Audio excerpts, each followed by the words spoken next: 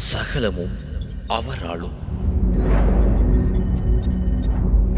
அவர் மூலமாயும் அவருக்காகவும் இருக்கிறது. வானோர்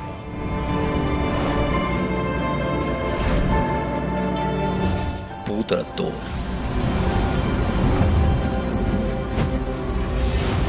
பூமியின் கீழானோர் யாவருடைய முழங்கால்கள் முடங்கும் நாமமுடையவர் அவரே மேலானவர்.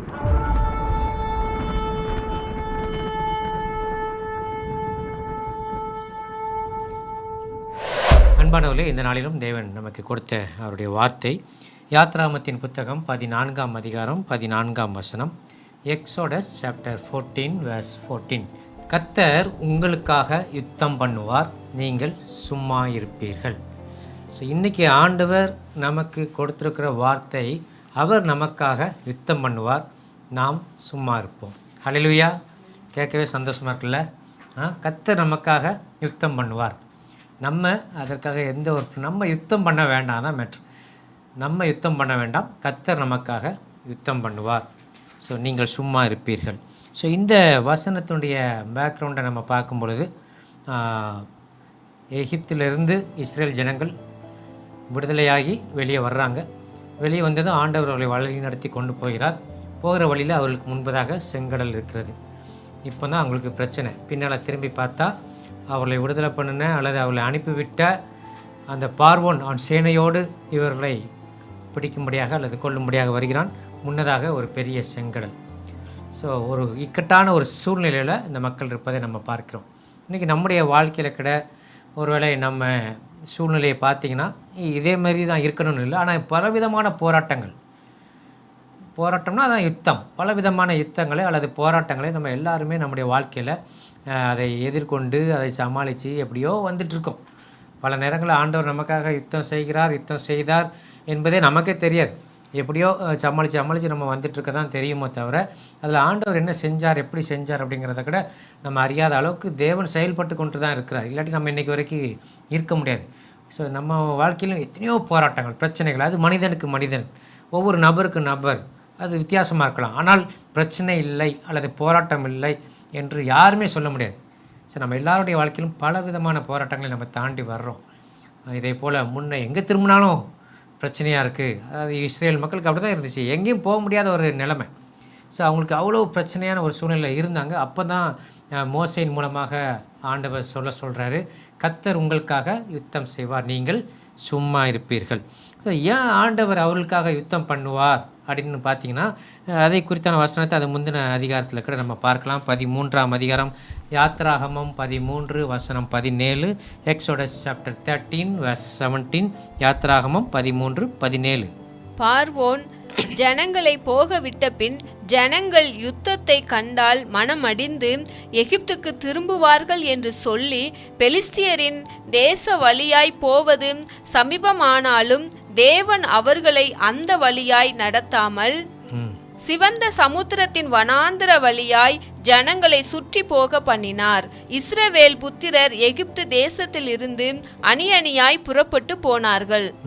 ஸோ இந்த இடத்துல நம்ம பார்க்குறோம், ஆண்டவர் இந்த ஜனங்களை அவர் தம்முடைய ஜனம், அவருடைய சொந்த ஜனம், அவர் தமக்கென்று தெரிந்து கொண்ட அந்த ஜனத்தை பார்த்து ஆண்டவர் நன்றாகவே அறிந்திருந்தார்.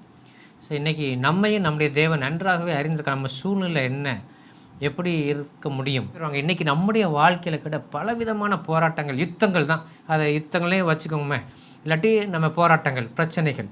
ஸோ சில நேரம் ஆண்டவர் அந்த சில பிரச்சனைகளை நமக்கு அனுமதிக்காமல், ஏன்னா நம்மளால் அதை தாங்க முடியாது, நம்ம அந்த பிரச்சனை ஊடாக செல்ல முடியாது, அந்த போராட்டத்தை நம்மளால் போராட முடியாது என்று அறிந்த தேவன் அநேக நேரம் நமக்காக அவர் போராடி நமக்கு வெற்றியை பெற்றுக் கொடுக்கிறார். நம்ம எப்பவும் போல் செயல்பட்டு கொண்டே இருக்கிறோம்.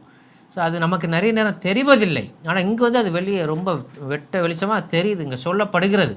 ஆனால் நம்முடைய வாழ்க்கையை நம்ம திரும்பி பார்த்தோம்னா, நீங்கள் இப்போ இன்றைக்கி யோசித்து பாருங்களேன், ஆண்டவர் எந்தெந்த இடத்துல நீங்கள் எனக்காக யுத்தம் பண்ணீங்க, நான் சும்மா இருந்தேன் அப்படின்னு நீங்கள் கொஞ்சம் யோசித்து பாருங்கள். ஆண்டவர் உங்களுக்கு வழி காட்டுவார் எல்லாவற்றையும். அதெல்லாம் எண்ணி பார்த்தா நம்ம நன்றி சொல்லிக்கிட்டே இருக்கலாம். ஸோ அந்தளவுக்கு ஆண்டவர் நிறைய பண்ணனால தான் இன்றைக்கி நான் இங்கே நின்று பேசிகிட்டு இருக்கேன், நீங்களும் கேட்டுட்ருக்கிறீங்க. இது சாதாரண விஷயம் கிடையாது. ஸோ நானும் பிறக்கும்போதே இறந்துருக்கணும், பிறந்த டைமில் இறந்துருக்கணும்.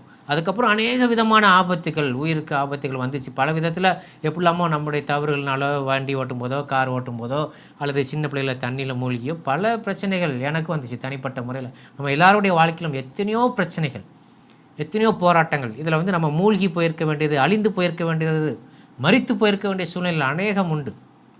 ஆனால் எல்லாவற்றின் மத்தியிலும் நமக்காக அவர் யுத்தம் பண்ணி, நமக்காக அவர் செயல்பட்டு, நம்ம வந்து அது எப்படி ஒன்று நடந்துச்சுன்னே தெரியாத அளவுக்கு நம்மளை கொண்டு வந்திருக்கிறார். அதுதான் உண்மை. ஸோ இங்கு அந்த மக்கள் யுத்தத்தை ஃபேஸ் பண்ணால் என்ன ஆவாங்க? மனமடிந்து ஒன்று அவங்க வந்து உடஞ்சி போயிடுவாங்க. அதனால் அவங்களால ஒரு யுத்தத்தை எதிர்கொள்ள முடியாது அந்த ஜனங்களால். இரண்டாவது, திரும்பி போயிடுவாங்க. எங்கேருந்து வந்தோமோ அங்கே திரும்பி போயிடுவாங்க. இன்றைக்கி நம்முடைய வாழ்க்கையில் நம்ம வந்து பேக் ஸ்லைட் ஆகிடக்கூடாது, அல்லது ஆண்டவர் விட்டு வெளியே போயிடக்கூடாது. நம்மளுக்கு வர்ற பிரச்சனைகளை கண்டு நம்ம சோர்ந்து போய்விடக்கூடாது, தூண்டு போய்விடக்கூடாது. கடவுளே இல்லை, அவ்வளோதான், உண்மையான கடவுள் இருந்தால் என்ன நேரம் காப்பாற்றிருப்பார். நிறைய பேர் இப்படி சொல்கிறதெல்லாம் நம்ம கேட்டிருக்கிறோம். ஆனால் நம்ம வாயில் அப்படி ஆண்டவர் அனுமதிக்கலை. ஏன்னா நம்ம நேசிக்கிற தெய்வம், நம்ம நேசிப்பதினால் அவர் என்ன செய்கிறாரு, நம்ம வாழ்க்கையில் அப்படி அனுமதிக்காமல் நம்ம வந்து அந்த பாதையே நம்ம வந்து செல்ல விடாமல் நமக்காக அவர் யுத்தம் செய்து ஒரு பெரிய வெற்றியை நமக்கு அவர் கொடுத்திருக்கிறார். ஸோ அதுதான் நம்முடைய தேவன். நம்முடைய சூழ்நிலையை அறிந்தவர், நம் மீது பாசம் உள்ளவர், நம்மை நேசிக்கிறவர். நம்ம கஷ்டப்படக்கூடாது, திரும்பி போய்விடக்கூடாது, நம்ம வந்து கடவுள் இல்லைங்கிற மாதிரி போயிடக்கூடாது, கடவுளை விட்டு வெளியே போயிடக்கூடாது என்பதனால தான் இன்றைக்கி வரைக்கும் அவர் நம்மளை பிடிச்சி வச்சிட்ருக்கார். அல்லேலூயா. ஸோ அந்த ஜனங்கள் யுத்தத்தை கண்டால் மனம் அடைந்து எகிப்துக்கு திரும்பி போவார்கள் என்பதனால தான் இங்கு ஆண்டவர் சொல்கிறாரு, கர்த்தர் உங்களுக்காக யுத்தம் பண்ணுவார். மோசே மூலமாக சொல்கிறாரு ஜனங்களுக்கு, ஆண்டவர் நமக்காக யுத்தம் பண்ணுவார், நீங்கள் யுத்தம் பண்ண வேண்டாம். ஏன்னா அவங்களால யுத்தம் பண்ண முடியாது, யுத்தம் பண்ண தெரியாது. ஸோ நீங்கள் சும்மா இருப்பீர்கள். அது ஏன் சும்மா இருப்பீர்கள் அப்படிங்கிறதே, சும்மா அப்படிங்கிற வார்த்தைக்கு ஒரு மீனிங்லெஸ் வார்த்தை தமிழில் நம்மளுக்கு எல்லாத்துக்கும் நல்லா தெரியும். சும்மாங்கிறது ஒன்றே கிடையாது. அப்படி சும்மா சொல்லி சும்மா வந்துட்டு சும்மா அப்படிங்கிறதுக்கு என்னென்ன தெரியல. இங்கே மொழிபெயர்ப்பில் அப்படி தான் இருக்குது. ஏன் அப்படி சொன்னார் தெரியுமா? அதையும் நம்ம பார்ப்போம். அதே அதிகாரத்தில் யாத்ராகமம் 14:12, எக்ஸோடஸ் சாப்டர் 14 verse 12, யாத்ராகமம் 14:12. நாங்கள் எகிப்திலே இருக்கும்போது நாங்கள் எகிப்தியருக்கு வேலை செய்ய எங்களை சும்மா விட்டுவிடும் என்று சொன்னோம் அல்லவா? நாங்கள் வனாந்திரத்திலே சாகிறதை பார்க்கிலும் எகிப்தியருக்கு வேலை செய்கிறது எங்களுக்கு நலமாய் இருக்குமே என்றார்கள். ஸோ முதல்ல அவங்களுக்கு யுத்தம் பண்ண தெரியாது. யுத்தம் பண்ணாங்கன்னா மனமடைந்து திரும்ப எகிப்துக்கே போயிடுவாங்க. அப்படிங்கிறனால ஆண்டவர் என்ன சொல்கிறாரு, நான் உங்களுக்காக யுத்தம் பண்ணிக்கிறேன்னு சொன்னார். இப்போ சும்மா இருங்கன்னு ஏன் சொல்கிறா தெரியுமா? இவங்க என்ன சொன்னாங்க இதுக்கு முன்னால்? நாங்கள் ஒருவேளை எகிப்தில் இருந்திருந்தா எகிப்திற்கு வேலை செய்ய எங்களை சும்மா விட்டுவிடுன்னு சொல்லியிருப்போமே. இப்போ எங்களுக்கு கூப்பிட்டு வந்து எங்களை சாக விட்றீர, நாங்கள் அங்கே வேலையாவது செஞ்சிட்ருப்போமே. ஸோ புரியுதா? இவங்க வாயிலேருந்து வந்த வார்த்தை அதான், நாங்கள் சும்மா அங்கே வேலை செஞ்சுட்டு இருந்திருப்போம். சும்மா மீன்ஸ் சும்மா கிடையாது, வேலை செஞ்சுட்டு இருந்திருப்பாங்க. எகிப்திற்கு வேலை செஞ்சுட்டு எகிப்தில் சும்மாவாக இருந்தாங்க? சும்மா இருக்க முடியாது. அவங்களை எவ்வளோ கொடுமைப்படுத்தணுமோ கொடுமைப்படுத்தினாங்க. அந்த கூக்குரலை கேட்டு தான் ஆண்டவர் அவங்களுக்கு பதில் கொடுத்தார். அப்படி இருக்கும்போது இங்கே வந்து அவங்க என்ன சொல்கிறாங்க, நாங்கள் எகிப்திலே சும்மா விட்டுவிடும் என்று சொன்னோம் அல்லவா? ஸோ வேலை செய்ய சும்மா இருந்திருப்போம்லான்னு சொன்ன மாதிரி விட்டுவிட சொன்னோம் அல்லவா அப்படின்னு சொன்னாங்க. அது மாதிரி ஆண்டவர் இங்கே வந்து நீங்கள் சும்மா இருங்கன்னா நீங்கள் செய்கிறத செஞ்சுட்டே இருங்க. இப்போ ஆண்டவர் என்ன சொல்லியிருக்காரு, நீங்கள் எகிப்துலேருந்து கிளம்பிட்டீங்க, இந்த வழியாக போங்க அப்படின்னு மோசே மூலமாக சொல்லிட்டார். அதை செஞ்சுக்கிட்டே இருங்க, நான் வந்து யுத்தத்தை பார்த்துக்கிறேன், பின்னால் வர்றது என்ன பிரச்சனை வந்தாலும் அதை நான் பார்த்துக்கிறேன் அப்படின்னு சொல்லி ஆண்டவர் அவங்களுக்கு, நீங்கள் செய்கிறதை செய்யுங்கள், சும்மா இருங்க அப்படின்னு என்ன அர்த்தம்? செய்கிறதை செஞ்சுட்டே இருங்க. உங்களுக்கு முன்னால் எவ்வளோ பெரிய பிரச்சனை வந்தாலும் சரி, உங்களுக்கு பின்னால் எவ்வளோ பெரிய பிரச்சனை இருந்தாலும் சரி, அதை பற்றி நீங்கள் கவலைப்பட வேண்டாம். கர்த்தர் நமக்காக யுத்தம் செய்வார், நாம் சும்மா இருக்கணும். சும்மா இருக்கணும் மீன்ஸ் நம்ம செய்கிறத செஞ்சிட்டே இருக்கணும்.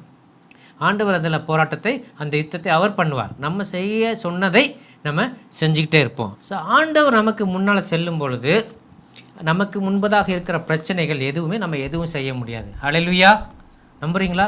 ஆண்டவர் நமக்கு முன் செல்கிறார். இவங்களுக்கு ஆண்டவர் போயிட்டுருக்காருங்கிற அந்த உணர்வே இல்லை. அக்னி ஸ்தம்பமாக, மேக ஸ்தம்பமாக அவர் முன் சென்றார், விலகி போகவில்லை. ஆண்டவர் அவர்களிடத்திலிருந்து விலகி போகவில்லை. அதான் வார்த்தை. ஆண்டவர் அந்த அக்னி ஸ்தம்பம், மேகஸ்தம்பம் மூலமாக அவர்களுக்கு முன் சென்றார் அப்படிங்கிற நம்ம அதுக்கு முந்தின வசனத்தில் 21 பார்க்குறோம். அப்போ ஆண்டவர் அவர்களோட கூட இருக்கிறார். ஆண்டவர் நமக்கு முன்னால் போயிட்டுருக்கும்போது ஒரு பெரிய பிரச்சனை இருந்தால் முதல்ல அந்த பிரச்சனை யாரை தாக்கும்? ஆண்டவரை தாக்கும். அதுக்கப்புறம் தான் என்ன வந்து தொட முடியும். ஆமேன்.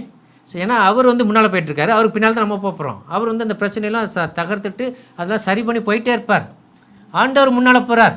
அது எவ்வளோ பெரிய பிரச்சனை இருந்தாலும், செங்கடல் இருந்தானா, யோர்தான் இருந்தானா, எரிகோ கோட்டை இருந்தான்னா, கோலியாத் வந்து நின்னான்னா, எதுவாக இருந்தாலும் அதையெல்லாம் தகர்த்து போட்டு ஆண்டவர் போயிட்டே இருப்பார். அவருக்கு பின்னால் நம்ம போயிட்டே இருக்க வேண்டியதான். அவர் நமக்காக யுத்தம் பண்ணார். எங்கே நம்மளால் யுத்தம் பண்ண முடியாதோ அங்கே அவர் நமக்காக யுத்தம் பண்ணுவார். ஆனால் சில இடங்களில் அவனால் முடியும் அப்படின்னா, இன்றைக்கி நம்மளும் சில பிரச்சனைகளை ஃபேஸ் பண்ணிகிட்ருக்கோம்ல. ஏன் தெரியுமா? இந்த பிரச்சனையெல்லாம் நம்மளால் ஃபேஸ் பண்ண முடியும் அப்படின்னு ஆண்டவருக்கு நம்ம மேலே ஒரு நம்பிக்கை. புரியுதா? அதாவது யோபுக்கு ஒரு பெரிய பிரச்சனை வந்துச்சு. யோபுக்கு உயிரை தவிர மீதி எல்லானாலும் பண்ணுன்னு ஆண்டவர் அலோவ் பண்ணுறாரு. அந்த பெர்மிஷனை வாங்கிட்டு தான் சாத்தான் வந்து அவனை தொடுறான். அப்போ வந்து அவன் மேலே அவ்வளோ பெரிய நம்பிக்கை ஆண்டவருக்கு இருந்தனால தான் அதை அலோவ் பண்ணார். அதேமாரி அவன் அந்த நம்பிக்கைக்கு பாத்திரவனாக இருந்தான். ஸோ நம்ம யாருக்கும் அந்த அளவுக்கு பிரச்சனை வரல. நம்ம எல்லாத்துக்கும் நம்மளால் எது முடியுமோ சோதனை தாங்கி கொள்ளத்தக்கதாக அதோக்கு தப்பிக்கொள்கிற போக்கையும் ஆண்டவர் உண்டு பண்ணுகிறார். ஸோ அதை தான் நம்மளுக்கு அலோவ் பண்ணுகிறார். ஸோ இது இப்போ நம்ம ஃபேஸ் பண்ணிகிட்ருக்கிற பிரச்சனைகளோ போராட்டங்களோ இதெல்லாம் வந்து நம்மளால் முடியும் என்பதனால் நம்ம ஃபேஸ் பண்ணிகிட்ருக்குறோம். ஆனால் நம்மளால் முடியாத பெரிய பெரிய பிரச்சனைகள்லாம் எனக்கு வந்துச்சு, உங்களுக்கு வந்துச்சு. ஆனால் நமக்கும் தெரியாது, எனக்கும் தெரியாது, உங்களுக்கும் தெரியாது அது என்னன்ட்டு. ஏன்னா அதை வந்து அவர் ஃபேஸ் பண்ணிட்டு போயிட்டார். நம்ம வந்து ஆண்டவர் சொன்னதை செஞ்சுட்டே போயிட்டே இருந்தோம். அதனால தான் சொல்கிறேன், இன்றைக்கி அப்புறமா உட்காந்து யோசிங்க. ஆண்டவர் பார்த்துட்டு போய் உட்காருங்க. எங்கெங்கே எங்களுக்காக நீங்கள் யுத்தம் பண்ணீங்க, நாங்கள் அதை கண்டுக்காமல் போயிட்டே இருந்தோம்னு கேளுங்க. நிறைய சொல்லுவார். நிறைய நமக்கு தெரியாமல் ஆண்டவர் நமக்காக யுத்தம் பண்ணி வெற்றி பெற்று நம்ம அந்த வாடையே இல்லாமல் நம்ம அதை தாண்டி வர நமக்கு உதவி செஞ்சுருக்கிறார். அதான் ஆண்டவருடைய கிருபை. தம்முடைய ஜனங்களால் யுத்தம் பண்ண முடியாது, அவங்க பேக் ஸ்லைட் ஆயிடுவாங்க அப்படின்னு அவங்களுக்காக யுத்தம் பண்ணுகிறார். அவங்க சும்மா இருங்கன்னு கேட்டிருந்தாங்க ஏற்கனவே, அதை மாதிரி இப்போ சும்மா இருங்கன்ட்டார். அப்போ அது மாத்திரமில்லை, அவர்களுக்காக அவர் முன்னும் அவர் வந்து ஒரு பாதுகாப்பாக வந்துட்டு தான் இருக்கிறார். அவர்களோடு கூட இருக்கா, அவளை விட்டு அது விலகவில்லை. அதாவது ஆண்டவர் அவளை விட்டு விலகவில்லை. இந்த ஜனங்கள் வந்து தேவன் அவர்களை பாதுகாப்புற அளவுக்கு ரொம்ப யோக்கியர்களா அல்லது பரிசுத்தவான்களா கரெக்டாக ஆண்டவருக்குன்று எல்லாம் செஞ்சாங்களான்னா எதுவுமே கிடையாது. ஆனால் அவருடைய ஜனம் அதான் என் பிள்ளை. நம்ம அடிக்கடி இந்த இஸ்ரேல் பேரில் சொல்கிறத, என்னுடைய குமாரன், என்னுடைய சிரேஷ்ட புத்திரன், அவனை எனக்கு ஆராதனை பண்ணும்படி அனுப்பி விடுன்னு தான் மோசேட்ட சொல்லி பார்வோன்ட்ட சொல்லுவார். அப்போ தான் பிள்ளை, தன்னுடைய மூத்த பையன், சிரேஷ்ட புத்திரன், அவன் யாராக இருந்தாலும் சரி, என்ன குணமாக இருந்தாலும் சரி, அது என் பிள்ளை தான். அதை மாற்ற முடியுமா? முடியாது. ஸோ அதனால் அவர்களுக்காக அவர் எதையும் செய்வார். அதனால் நீங்கள் நான் கர்த்தர் உங்களுக்காக யுத்தம் பண்ணுவார், நீங்கள் சும்மா இருப்பீர்கள், இந்த வார்த்தையை போய் என் மகன்கிட்ட போய் சொல்லுன்னு சொல்கிறார். ஸோ இன்றைக்கி உங்களை பார்த்து, என்னை பார்த்து, உங்களை பார்த்து ஆண்டவர் சொல்கிற வார்த்தை, நான் உங்களுக்காக யுத்தம் பண்ணுவேன், நீங்கள் சும்மா இருப்பீர்கள். இந்த வார்த்தையின்படியே ஆண்டவர் நமக்காக யுத்தம் பண்ணுவார். அப்படின்னா ஒருவேளை நம்மளால் தாங்க முடியாத அளவுக்கு ஒரு பிரச்சனை வரலாம். ஆனால் அந்த பிரச்சனைக்குள்ளே நம்ம போக மாட்டோம். ஆண்டவர் அதை போய் முடித்து வைப்பார், நாம் வெற்றி பெறுவோம். ஆமேன். 16ஆம் வசனம் வாசிக்கலாம். Exodus chapter 14 verse 16. யாத்திராகமம் 14 வசனம் 16. நீ உன் கோலை ஓங்கி உன் கையை சமுத்திரத்தின் மேல் நீட்டி சமுத்திரத்தை பிளந்துவிடு. அப்பொழுது இஸ்ரவேல் புத்திரர் சமுத்திரத்தின் நடுவாக வெட்டாந்தரையிலே நடந்து போவார்கள். ஆமென். ஸோ இங்கு ஆண்டவர் நமக்காக யுத்தம் பண்ணணும்னா நம்ம என்ன செய்யணும் அப்படின்னு இருக்கு. அப்போ நம்ம அதாவது அந்த அவர்கள் சொன்னபடி நாங்கள் வேலை செய்ய எங்களை சும்மா விட்டு விடும் அந்த மாதிரி. அப்போ நம்ம வந்து சும்மா இருக்க முடியாது, ஏதாவது ஒன்று செஞ்சிட்ருக்கணும். மோசையின் கையில் இருக்கிற அந்த கோலை தான் ஆண்டவர் பயன்படுத்த சொல்கிறார். அந்த கோலை பற்றி என்ன தெரியும்? மோசைக்கு என்ன தெரியும், அல்லது அந்த மக்களுக்கு என்ன தெரியும்? அந்த கோல் எப்படிப்பட்ட ஒரு கோல்? ஏற்கனவே தேவனால் பயன்படுத்தப்பட்டது. ஆமென். அது வந்து ஏற்கனவே மோசே வந்து பார்வோனுக்கு முன்பதாக இருக்கும்பொழுது அந்த கோலை வைத்து தான் அற்புத அடையாளங்களை தேவன் செய்தார். அது சர்ப்பமாக மாற பண்ணார், அந்த சர்ப்பத்தை விழுங்க பண்ணார், இன்னும் அந்த தண்ணீரில் போய் அடிக்கும்போது அவங்க தண்ணீர்கள்லாம் இரத்தமாக மாறினது. பல அற்புத அடையாளங்களை செய்த கோல் அவனுடைய கையில் இருக்குது. அதை பற்றி நீ யோசிக்காமல் இன்னும் எங்கிட்ட வந்து கேட்டுட்ருக்கிய, இந்த மக்கள் இப்படி சொல்கிறாங்க அப்படின்னு இப்போ ஆண்டவர் சொல்கிறார் மோசேட்ட. இன்றைக்கி நம்ம நிறைய நேரம் நம்ம கையில் அற்புதம் இருக்குது. ஆண்டவர் என்னுடைய வாழ்க்கையில், உங்களுடைய வாழ்க்கையில் ஏற்கனவே அவர் செய்த அநேகமான அற்புதங்கள், அதிசயங்கள், அதெல்லாம் நம்ம ருசித்து பார்த்துருக்குறோம், நம்மகிட்ட இருக்குது. அதை ஆண்டவர் செஞ்சுருக்கிறார். அவ்வளோத்தையும் நம்ம மறந்துட்டு திரும்ப ஒன்றுமே இல்லைன்னு நினச்சிட்டு போய் இன்றைக்கி நம்ம போய் கேட்டுட்ருக்கோம், ஆண்டவரே மோசே கேட்ட மாதிரி இந்த மக்கள் இப்படி புலம்புறாங்களே, இப்படி அழுறாங்களே, நான் என்ன செய்யட்டும் அப்படின்னு மோசே போய் கேட்குறாரு. உன் கையில் தான் கோல் இருக்கப்பா, நீ ஏற்கனவே தான் அதை அங்கே பயன்படுத்தினே சில மாதங்களுக்கு முன்பதாக அது வந்து வனாந்தரத்தில் ஆடு மேய்க்க யூஸ் பண்ண அதே கோல் இப்போ அவன் என்னைக்கு எகிப்துக்குள்ளே பார்வோனுக்கு முன்னால் போனானோ அன்னையிலேருந்து அற்புதங்களை செய்த ஒரு கோலாக இருந்தது. அந்த அற்புதங்களை செய்த அந்த கோல் இப்போ அவன் கையில் தான் இருந்துகிட்ருக்கு. யுத்தம் ஆண்டவர் பண்ணுவார். பின்னால் ஒருத்தர் வந்துட்டு இருக்காமல, அவனை வர வச்சு உள்ளே அமுக்கி போடுறது ஆண்டவர் வேலை. ஆனால் முன்னால் உனக்கு வழியை திறந்து விட்டு நீ தான் போகணும். ஏற்கனவே உனக்கு சொல்லி கொடுத்துருக்கேன், ஏற்கனவே உனக்கு செஞ்சுருக்கிறேன், ஏற்கனவே அதை பயன்படுத்தியிருக்கிற அந்த அன்பு, அந்த அதிசயத்தை, அந்த அற்புதத்தை, தேவன் செய்த அந்த நன்மைகளை நம்ம ஏற்கனவே ருசித்திருக்கிறோம். அந்த ஜனங்கள் ஏற்கனவே ருசித்தவர்கள். மோசே ஏற்கனவே ருசித்தவன். அவன்கிட்ட சொல்கிறவன் கையில் தான் இருக்கிற அற்புதம், அதை நீ செயல்படுத்து, சும்மா வச்சிட்ருக்காத, அதை செயல்படுத்து, அதை நீட்டு, சமுத்திரத்தின் மேலே நீட்டி, கோலை ஓங்கி சமுத்திரத்தின் மேலே நீட்டி சமுத்திரத்தை பிளந்து விடு. ஆண்டவர் அங்கே பிளக்கலை, மோசே தான் அங்கே பிளந்து விடுறார். புரியுதா? நீ பிளந்து விடுன்னு சொல்கிறார். அப்பொழுது இஸ்ரேல் புத்திர சமுத்திரத்தின் நடுவாக வெட்டாந்திரையிலே நடந்து போவார்கள். ஸோ அப்போ நம்ம கையில் ஏற்கனவே நம்ம பெற்ற அற்புதங்கள், அதிசயங்கள், நன்மைகள் ஏராளம் உண்டு. அதை நம்ம அதை மறந்துடக்கூடாது. அப்போ அதெல்லாம் எப்படி ஆண்டவர் செஞ்சார்? நம்ம மேலே உள்ள விசுவாசம். 15ஆம் வசனத்தில் பார்த்தீங்கன்னா, அப்பொழுது கர்த்தர் மோசே நோக்கி, நீ என்னிடத்தில் முறையிடுகிறது என்ன? புறப்பட்டு போங்கள் என்று இஸ்ரேல் புத்திரருக்கு சொல்லு. நீ உன் கோலை ஓங்கி உன் கையை சமுத்திரத்தின் மேல் நீட்டி சமுத்திரத்தை பிளந்து விடு. அப்பொழுது இஸ்ரேல் புத்திர சமுத்திரத்தின் நடுவாக வெட்டாந்திரையில் நடந்து போவாங்க. அவங்க கத்துறாங்க, என்கிட்ட முறையிடுறாங்க, நீ என்கிட்ட ஏன் சொல்லிட்டு இருக்கிற? அவங்களுக்கு கிளம்பி போக சொல்லு, முன்னால் போய் நில்லு, அதை ஓப்பன் பண்ணு, அது திறந்துடும், அவங்கள போக சொல்லு. வெட்டாந்திரையாயிரும், சிவந்த சமுத்திரம் 2ஆக பிளந்து போகும், வெட்டாந்திரையாயிரும், அதில் நடந்து போக சொல்லு, அவங்களை புறப்பட்டு போக சொல்லு அப்படிங்கிறாரு. அங்கே உட்கார வேண்டாம், நிற்க வேண்டாம். நீங்கள் இப்போ கிளம்புன ஒரு யாத்திரை, எகிப்துலேருந்து வெளியே வர்றீங்க, கிளம்பிட்டீங்க, அதை நீங்கள் நிப்பாட்ட வேண்டாம். இன்றைக்கி நீங்கள் எந்த ஒரு வேலை செஞ்சுட்டு இருந்தாலும் அதுக்கு முன்னாலாக ஒரு வேளை செங்கடல் போல் பிரச்சனை இருக்குதுன்னு நீங்கள் நினைக்கிறீங்களா? அதை மறந்துடுங்க, அதுக்கு மேலே ஏறி போங்க, அதுக்குள்ளாக இறங்கி போங்க. ஆண்டவர் நமக்காக பாதைகளை திறக்கிறார். ஸோ ஆண்டவர் யுத்தம் பண்ணுகிறாருன்னு சொல்லும்போது நம்ம சும்மா just will walk and go through, நம்ம நடந்து போய் அதை கடந்து போயிடலாம். நமக்கு அது பாதை, எதிரிக்காது அது பாதாளம், அவ்வளோதான். நமக்கு பாதை, அவங்களுக்கு பாதாளம். அவங்க அங்கே மரித்து போகிறாங்க, ஆனால் அது நமக்கு பாதையாக மாறுது, பிரச்சனைகள் பாதையாக மாறும். ஸோ இன்றைக்கி ஆண்டவர் அவங்கள புறப்பட்டு போக சொல் அப்படின்னு சொல்கிறார் மோசேட்ட. நீ ஏன்ட்டு சொல்லிட்டு இருக்கா, புறப்பட்டு போக சொல்லு, நீ போய் உன் கையை ஓங்கி, உன் கரத்தில் உன் கோலை ஓங்கி உன் கையை நீட்டி சமுத்திரத்தை பிளந்து விடுங்கிறார். பிளந்து விட்டாங்கன்னா அவங்க போயிடுவாங்க. ஸோ தலைவர் என்றைக்குமே தைரியத்தை இழக்கக்கூடாது. அவங்க மக்களை வழி நடத்தணும், அவங்கள போக விடணும். ஸோ இன்றைக்கி நமக்கு முன்பதாக அதாவது செங்கடல் போல பிரச்சனைகள் இருந்தாலும் நம்ம பயப்பட வேண்டாம். நம்ம ஏற்கனவே பயன்படுத்தின அதே விசுவாசம், அதே நம்பிக்கை, தேவன் நம்ம கூட இருக்கிறார். ஆண்டவர் நம்ம கூட இருக்கும்போது நம்ம எதுவும் செய்ய முடியாது. ஹல்லேலூயா, ஹல்லேலூயா. ஆண்டவர் கூட இருக்கிறனால தான் இன்றைக்கி வரைக்கும் நானும் வந்திருக்கேன், நீங்களும் வந்திருக்கீங்க. ஆமென். ஸோ ஆண்டவர் நம்முடைய வாழ்க்கையில் அவரை மீறி எதுவும் நடக்காது. அவர் எந்த ஒரு தவறையும் நம்ம மேலே அனுமதிக்க மாட்டார். ஸோ நன்மைக்கு எதுவாக தான் எல்லாவற்றையும் செய்வார்.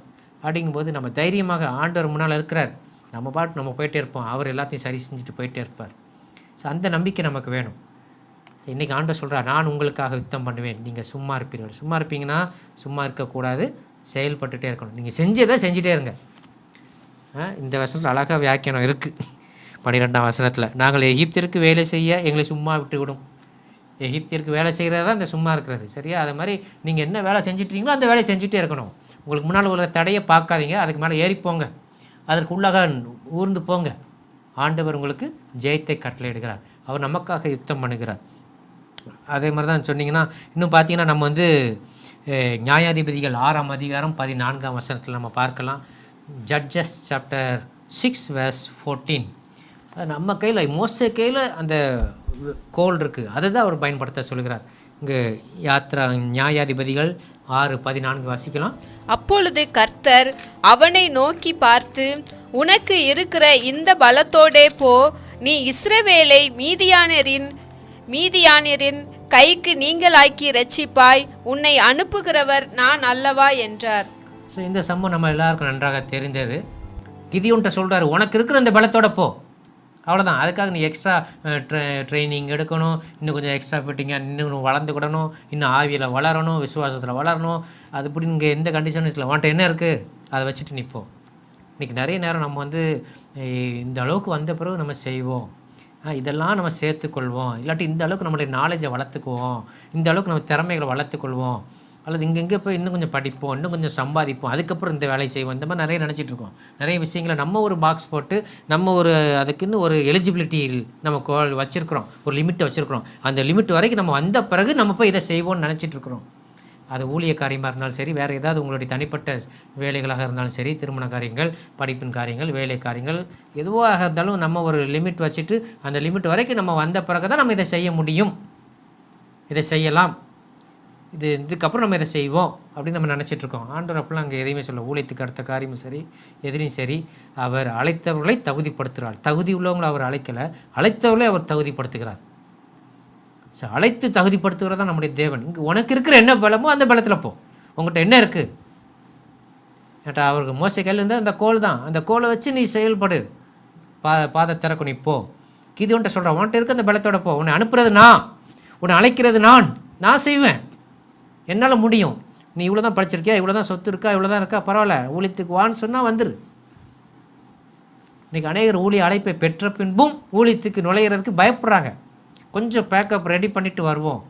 ஏன்னா நிறைய ஊழியக்காரங்களெல்லாம் பார்க்கும்போது அவங்களாம் கஷ்டப்படுறாங்க, நம்மளும் போய் அந்த நிலைக்கு வந்துடக்கூடாது, இன்னும் கொஞ்சம் காசு சேர்த்துக்கிடுவோம், இன்னும் கொஞ்சம் சொத்து சேர்த்துக்கிடுவோம், அதுக்கப்புறம் போய் ஊழியம் செய்வோம், அப்போ கஷ்டம் இல்லாமல் போயிடும்ல. தவறான எண்ணம். ஆண்டவர் அழைச்சா செஞ்சிடணும். உன்னை அனுப்புகிறது நான் அல்லவா, உனக்கு இருக்கிற பலத்தில் போ. இன்றைக்கி வந்துட்டு என்ன இருக்கோ அதை வச்சுட்டு போ. 5 அப்பம் 2 மீனை கொஞ்சம் 5000 பேரை போயிச்சுட்டார். அப்போ அவர் கேட்ட கேள்வி தான், உங்கள்கிட்ட என்ன இருக்குது? எங்கிட்ட ஒரு 5 அப்பம் 2 மீன் தான் இருக்குன்னு சொன்னாங்க சீஷர்கள். அதை கொண்டு வாங்க. அதை வச்சு ஆண்டவர் பெரிய விஷயங்களை செய்கிறார்.